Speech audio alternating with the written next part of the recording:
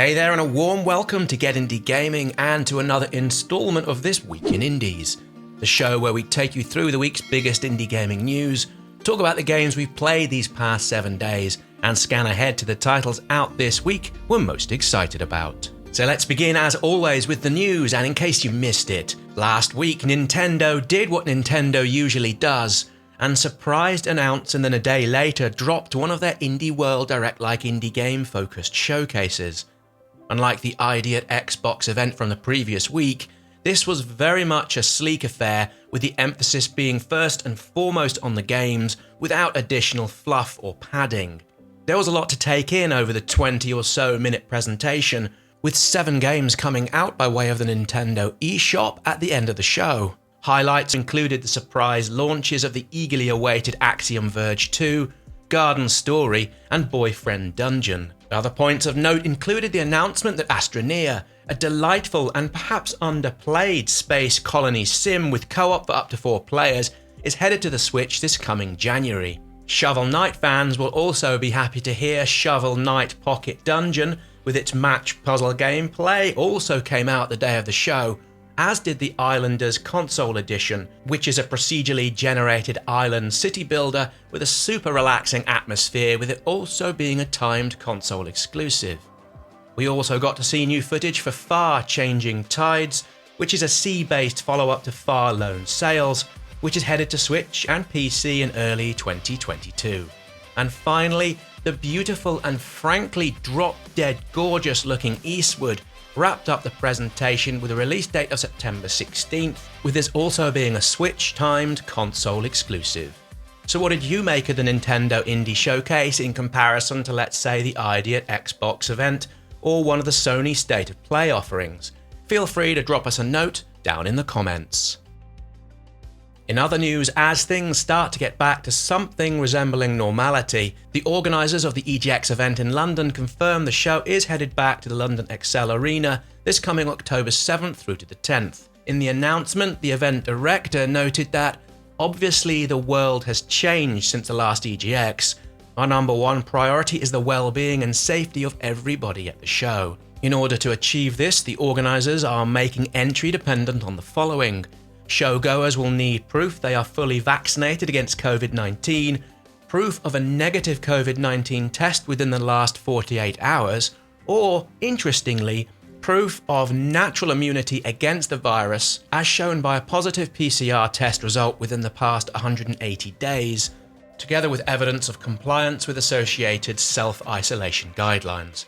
What's more, the event will run at a below capacity level to ensure social distancing, with visitors and attendees encouraged to wear masks, particularly within enclosed or crowded spaces. The organisers go on to mention they will be using an enhanced cleaning operation throughout the show, with plenty of hand sanitation stations being available across the show floor. However, while EGX London has a green light, the same can't be said for PAX Australia, with the announcement this week of its postponement from early October out into 2022. With currently low vaccination rates across the country, together with rising case numbers of the Delta virus and state lockdowns together with border travel restrictions for visitors, the cancellation, while sad and disappointing, feels inevitable and the right choice given the ongoing situation on the ground. And while the recent Olympics have come and gone, the BBC in the UK have shown off how instead of flying most of their presenters to Tokyo, they created a studio using Fortnite's game engine and what they called a Green Kingdom, where the only real objects in the room were the chairs, floors and tables, with the view of the Tokyo skyline and most of everything else shown to the viewers having been rendered within the Unreal game engine. And to be quite honest, all of this looked amazing. So with last week's news all covered off, what games have we all been playing over the past 7 days? Well, to be honest, it was a little bit on the quiet side due to a busy in-real-life schedule, although we did focus our attention on a couple of the week's indie game heavy hitters. As highlighted in last week's show, Hades came out on the PlayStation 4, PlayStation 5, and also onto the Xbox, where it's included with the Game Pass subscription. I've been playing this exclusively on my Series X, and once again I've been thoroughly impressed with everything that it does, from the combat to the pacing to how the story transcends each and every run. it's still for me at least very much the best indie game I've ever played, and there's no doubt I'll continue to rack up the hours and tick off those achievements until I've 100%ed it. Up next, and the biggest launch of the past week, with for it for many being one of the biggest new games out this entire year. Axiom Verge 2 surprised launch onto the Nintendo Switch, and also for PC and PlayStation 4 and PlayStation 5. First and foremost, the combat is a disappointment, with you aside from a boomerang limited to using melee weapons in what becomes a button-mashing affair, which is a far less visceral experience as offered by the various weaponry afforded to you within the first game. You are given a choice with the weaponry, although there feels little difference in how each of them play out, and well, they just feel the same with what appears little differentiation in how their use impacts your battles with the various enemies. The boss battles were also a letdown in comparison to what I'd been expecting, given how much they were a focus of the previous game. I have no issues with most of them also being optional. If you don't want to go up against them and want to continue with the story, well, that's just fine with me. The bosses are typically, well, they're very simple, with you able to brute force them into submission by way of hacking and slashing here and there. There's no subtlety or different cadence in how they attack. There's no patterns or strategy to learn with the worst offender, the final boss, which came and went without much fanfare. So yes, the combat, well, it's just a letdown.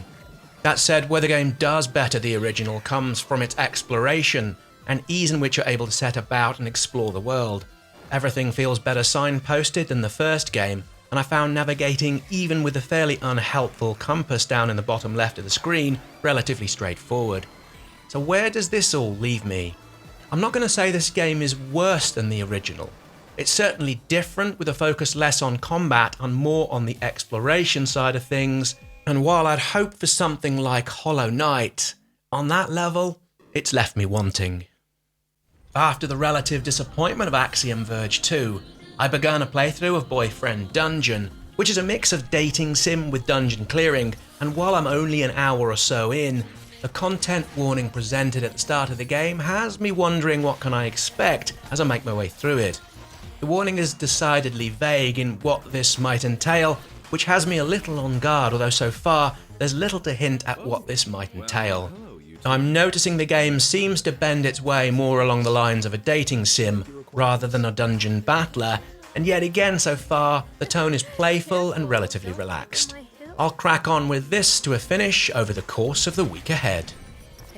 As for games coming out over the next week or so, and aside from finishing off my run with Boyfriend Dungeon, there are plenty more high-profile games hitting the various storefronts. The biggest release to showcase this week is 12 Minutes, which features voiceover work from Willem Dafoe, Daisy Ridley and James McAvoy, with it out August 19th on PC and, for now at least, exclusively on the Xbox. We've covered this one many times over the years, and it's hugely exciting to be able to finally play what seems to be an interactive piece of theatre. Your character is stuck within a 12-minute loop involving your partner and what seems to be a police officer. Here you're tasked with what appears to be breaking the loop by way of learning and making iterative choices, with the decisions you take during each play changing how the game pans out. I like the not-so-hidden premise here, where ultimately you know what's going to happen. So what are you going to do to try and change it? Up next, and something very special. We've been lucky to have been sent an advance copy of the super rare Mixtape Volume 1, which is a curated collection of indie games from some of the best and brightest up-and-coming indie game developers. It comes with 30 varied games, from retro first-person shooters, platformers, visual novels to tower defense-based games, with a few experimental ideas in there as well. All of these are fitted onto a cute little cassette tape-shaped USB dongle, together with a beautifully crafted collector's box and a full-colour 36-page manual. Oh, and what's more, there are also a few surprise demos in there as well, which add a nice little touch to the package. There are only 1,000 of these available, with them going up for sale via the Super Rare Games website today as this video airs August the 19th. I'll drop a link to this down in the video description. Here's hoping it's a success and other volumes will follow. Black Book came out August 10th, although we missed it at launch, and having played the demo, we're going to take a further look over this over the next couple of days. Set within 19th century Russia, Black Book sees you play as an apprentice witch, where you're looking to rescue your dead lover from hell. Full of Slavic folklore with a point-and-click adventure, with card-based battles not too far away from those seen within Slay the Spire, Black Book is available now on PC, PlayStation 4, Switch, and the Xbox. Pile Up Box by Box is a family-friendly 3D action co-op platformer for up to 4 players.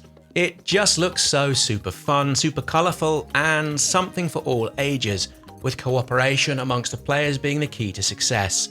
We understand the game came out back in March on PC, although it's brand new to us here, with it also coming this week on consoles via the Switch, Xbox One, and the PlayStation. And finally, Road 96 came out a few days ago as this video goes up. Now this one sees you looking to escape an oppressive regime and make your way over the border by any means possible via, let's say, a stolen car, perhaps hitchhiking, or via public transport. The story is procedurally generated, which sees you interact with NPCs, and in so doing you shape the events that unfold around you. I've had a little dabble, and so far with 30 or so minutes on the clock, I've been impressed with the strength and nature of the dialogue. There's also, well, there seems to be plenty to do. It's not just a rush to the border kind of thing, as there are mini-games, tasks, and even a few jobs should you want to earn some cash with your journey ahead. So yes, so far, so good. Road 96 is yours to buy on PC via Steam and Epic, with it also out on the Nintendo Switch. So there we go, that's all we have time for this weekly edition of our Week in Indie Video Games. Like this video in this series, be sure to hit that like button and subscribe to the channel if you've yet to do so. Feel free to let us know in the comments which game's out this week or anything that's on the horizon you're most looking forward to. And as always, many thanks for watching. We'll see you all here next time for another indie game video.